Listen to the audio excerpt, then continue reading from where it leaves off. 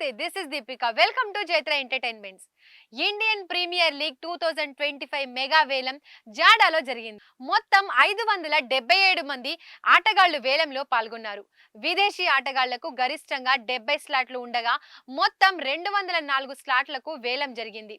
వేలానికి ముందు 10 ఫ్రాంచైజీలు 46 మంది ఆటగాళ్లను అట్టిపెట్టుకున్నాయి. తాజాగా వేలంలో కొందరు ఆటగాళ్లను చేర్చుకున్నారు. మరి ఎవరు ఏ జట్టులో చేరారు, ఎవరికి ఎన్ని కోట్లకు కొనుక్కున్నారో ఇప్పుడు చూద్దాం. 2025 ఐపీఎల్ మెగా వేలంలో Team India young batter Rishabh Pant రికార్డులు బద్దలు కొట్టాడు.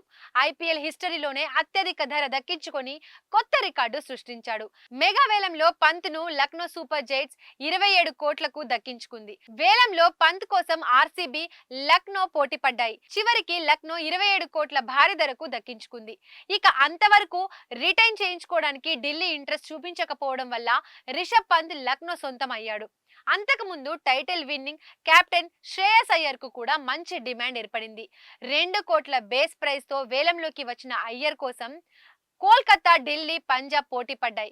కానీ చివరికి పంజాబ్ కింగ్స్ అయ్యర్ ను 26.75 కోట్లకు కొనుగోలు చేసింది. అయ్యర్ బిడ్డింగ్ తర్వాత పంత్ ఆ రికార్డును బ్రేక్ చేశాడు. ప్రస్తుతం శ్రేయస్ అయ్యర్ పెద్దగా ఫామ్ లో లేడు. టీమిండియాలో చోటు కోల్పోయాడు. అయినప్పటికీ అతడిపై నమ్మకం ఉంచిన పంజాబ్ రికార్డు ధర చెల్లించి సొంతం చేసుకుంది. మరోవైపు ఆల్రౌండర్ వెంకటేష్ అయ్యర్ ఊహించని రీతిలో భారీ ధరకు అమ్ముడుపోయారు. అతనికి తన పాత ఫ్రాంచైజీ కోల్కతా నైట్ రైడర్స్ తిరిగి దక్కించుకుంది. ఇక ఈ ఐపీఎల్ మెగా వేలంలో రాయల్ ఛాలెంజర్స్ బెంగళూరు జట్టు టీ20 స్పెషలిస్టులనే కొనుగోలు చేసింది. ఇప్పటికే Phil Salt, Livingstone, Hazlewood వంటి స్టార్స్ ను కొనుగోలు చేసిన ఆర్సీబీ ఇప్పుడు టీమిండియా స్టార్ బ్యాటర్స్ పై కాసుల వర్షం కురిపించింది. ఐపీఎల్ 2025 మెగా వేలానికి ₹1 కోటి బేస్ ధరతో తన పేరును నమోదు చేసుకున్న team India wicket keeper batsmen Jitesh Sharma ఇప్పుడు రాయల్ ఛాలెంజర్స్ బెంగళూరు జట్టులో చేరాడు. 2022 మెగా వేలంలో పంజాబ్ కింగ్స్ జట్టులో చేరిన జితేష్ గత 2 ఎడిషన్లలో జట్టు తరపున అద్భుత ప్రదర్శన కనబర్చిన జితేష్ ను ఇప్పుడు ఆర్సీబీ ఏకంగా 11 కోట్లకు కొనుగోలు చేసింది. ఇక ఈ ఐపీఎల్ వేలంలో చెన్నై టీం స్కెచ్ అదిరిపోయింది. తక్కువ ధరకే మంచి ఆటగాళ్లను సొంతం చేసుకుంది.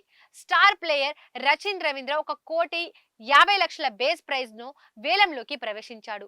పంజాబ్ కింగ్స్ అతనిని దక్కించుకునేందుకు బాగా ప్రయత్నించింది. రచిన్ రవీంద్ర కోసం పంజాబ్ కింగ్స్ 3.20 కోట్ల వరకు వెళ్లగా చెన్నై సూపర్ కింగ్స్ చేతులెత్తేసింది. దీంతో రచిన్ రవీంద్ర పంజాబ్ కింగ్స్ కే సొంతమవుతాడని చాలా మంది ఫిక్స్ అయ్యారు. కానీ ఆర్జీఎం కార్డు రూపంలో రచిన్ రవీంద్ర చెన్నై గూటికి చేరాడు. గత సీజన్ లో అత్యధిక ధర పలికిన మిచెల్ స్టార్క్ ఈసారి తక్కువ ధర పలికాడు.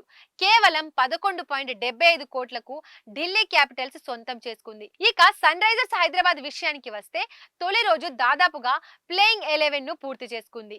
రిటెన్షన్ ద్వారా 5 ప్లేయర్లను అంటిపెట్టుకున్న సన్ రైజర్స్ తొలి రోజు వేలంలో 8 మందిని కొనుగోలు చేసింది.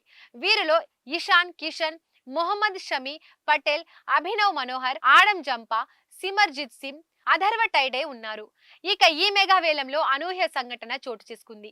భారత అభిమానులకు అత్యంత ఇష్టమైన డేవిడ్ వార్నర్ ను ఏ ఫ్రాంచైజీ కొనుగోలు చేయలేదు. బేస్ ప్రైజ్ 2 కోట్ల ధరతో వచ్చిన డేవిడ్ వార్నర్ ను సొంతం చేసుకునేందుకు ఏ ఫ్రాంచైజీ కూడా ఆసక్తి చూపలేదు. ఫలితంగా అతడు అన్సోల్డ్ గా మిగిలిపోయాడు.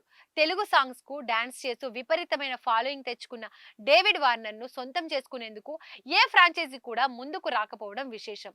దాంతో తొలి రోజు అన్సోల్డ్ ప్లేయర్ గా మిగిలిపోయాడు. రెండో రోజు వేలంలోకి వచ్చే అవకాశం ఉంది. అప్పుడు కూడా అన్సోల్డ్ గా మిగిలితే మాత్రం వచ్చే ఏడాది ఐపీఎల్ లో వార్నర్ ఆడే అవకాశం లేదు.